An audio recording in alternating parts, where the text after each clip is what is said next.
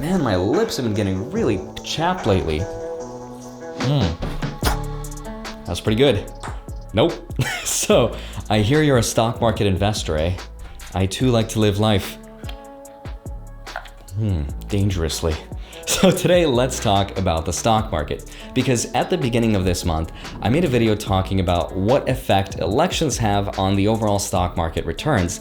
And in that video, I basically said that 1 week before the election, the stock market gets the most volatile and the most bumpy, and it looks like my predictions are actually coming true.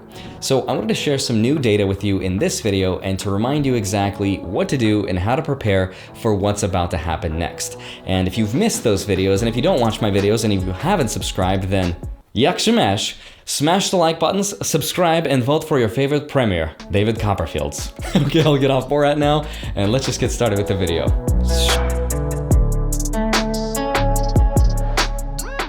Hi, my name is Andre Jick. Hope you're doing well, and let's talk about this crazy stock market. Because on Wednesday alone, we lost 3.5%, making that the worst day since June.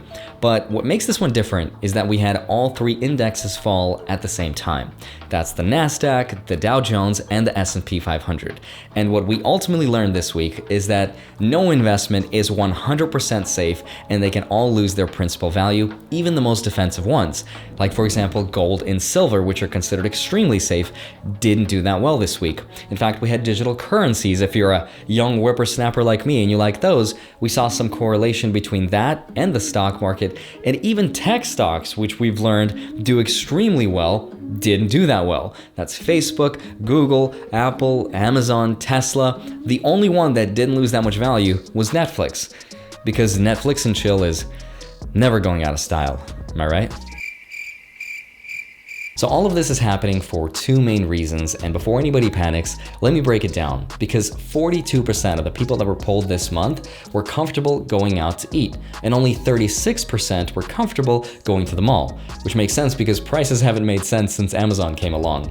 And only 33% were comfortable going on a vacation, which makes sense, and it's the reason why stocks like Carnival Cruise are down double-digit percents. And only 23% are comfortable going to the movies and going to the gym, and only 15% are comfortable traveling abroad. And as a result of that, 57%, or over half of the people that were asked, were considering restocking their supplies. So you know what that means.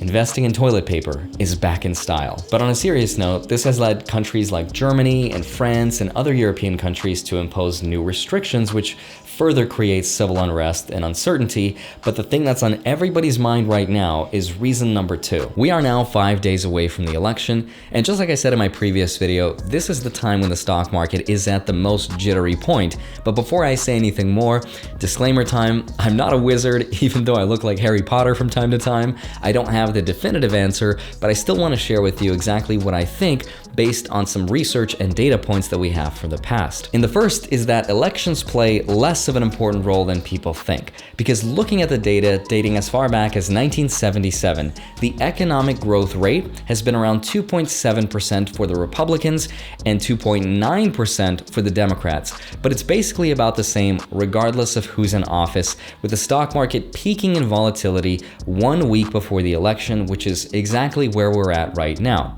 So if you're worried about your investments and your 401ks and your IRAs, let me remind you of something that's much more important than the election as far as what it means for us as investors. When it comes to the stock market and how it performs, one of the most important factors to look at is Congress. Because remember, a presidential candidate can promise us anything from lower taxes, free healthcare, cleaner energy, free Yu-Gi-Oh cards, but at the end of the day, Congress can always have a change of heart. I'm really proud of that one because that's hollow and it's from the days of MRD. But if you're worried, let's take a closer look at the House of Representatives and the Senate, because I have some really cool data dating back to 1950 to 2019. Minor note, these results include the S&P 90 for a few years, because the S&P 500 wasn't actually invented until 1957. But here's the results. Under a Democratic Congress, the results for the S&P 500, which remember is an index that tracks the top 500 companies in the US, ticker symbol VTI if you want to invest in this really good stock, has returned 10.7% per year, which is really good. But when compared to the Republican Congress, they've returned 13.4%. Now that may not sound like a big difference, but 2.7% per year in difference over a 30-year span is a massive difference. Here's an example. If you started out with $100,000 and invested it all into VTI, you'd get 10.7% under a Democratic Congress, which would leave you after 30 years with a cool $2.1 million. But now let's compare that to a Republican Congress, which you would have received 13.4% for, let's say, 30 years. Do you think you'd end up with $100,000 more, $500,000 more, or $1 million more? Because you'd be wrong. It's not $1 million more. It's actually more than twice than the Democratic Congress, and you'd be left with $4.3 million. Crazy to think that just a few percentage points can make such a huge difference. It's also the reason why people recommend index fund investing, because it is so cheap and costs you nothing in comparison to mutual fund investing, where active fees can cost you upwards of 1%, which make a huge difference over the span of 30 years. It's also a fun fact why people are buying houses right now, because interest rates are so much lower. If you didn't know, now you know. But the secret to the most effective stock market performance has always been contained inside of this $2 bill, where they're signing the Declaration of Independence, as you can tell, because the stock market performs the best under a split into Congress. Now, because this is a felony and the analogy doesn't make sense at all, I'm just gonna restore it back so I don't get in trouble.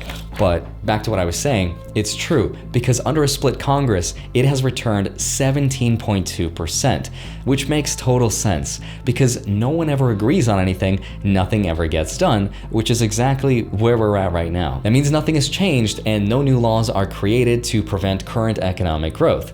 And that gives truth to the meaning faster alone, but farther together.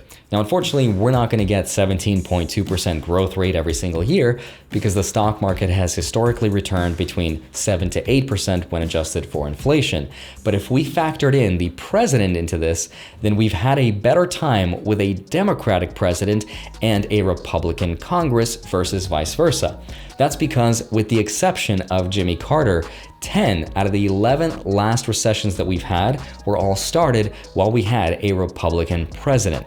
Now, as far as what's about to happen and what's going on, here's what I think. The media and the polls to some extent are predicting a blue wave. Now, what this means is a Democratic victory across the board, with Mr. Joe Biden becoming our next president. This is especially true if you believe that Alan Lichtman has correctly predicted every election since 1984 using his 13-key system. And using that system, it looks like Mr. Joe Biden is actually going to become the next president. It's really fascinating stuff, and I will leave a link for that down below. But if we do get a blue wave victory, then basically the stock market is going to take a long walk off a short cliff in the short run. It's basically going to take a dive. This is definitely reflective of what's going on in the stock market, which signals a shift in power because of the uncertainty about taxes on corporations and the richest 1%. So if you're worried, and maybe you're a growth investor or a dividend investor like me, these next few mistakes are extremely important to avoid. And number one, don't stop investing. My friend Graham Stephan and I did a podcast together where he exposed me for having quite a bit of cash on hand. 70% of how much cash versus how much I have invested is a big difference, but my situation is pretty unique because I have a lot of taxes I have to pay and I'm waiting to buy a house, so I want to see the winter play out, because typically it's during the winter time where home sales typically slow down and even drop in price. So I especially want to wait until after the moratorium freeze on evictions expire just to see where real estate prices go. But unless you're in my current situation, then I wouldn't recommend having that much cash on hand. Follow Fed monetary policy more than you follow the election. When we had the Bush senior and junior administrations, their stock markets suffered not because of anything they did specifically, but more because the Fed decided to tighten up monetary policy. So when the Fed tightens up, that's when the stock market doesn't do as well, in comparison to something like the Reagan and Clinton eras, where their stock markets really benefited from the loosening of Fed monetary policy, as well as the lowering and the dropping of the interest rates. So if anything, follow Fed monetary policy rather than elections. And number 3, regardless of who becomes president, the stock market does not care. So don't make the mistake of being what's called a partisan investor, which is when you wait to see exactly who gets elected to confirm your perfect bias for politics, because if you were to do that and you went back to 1896 with $10,000 in your hand and you were to wait to start investing until your candidate got elected, you would have ended up with a lot less money if you had just invested the entire time. So the most important thing to remember is, regardless of who becomes the president, the US economy is going to continue to grow.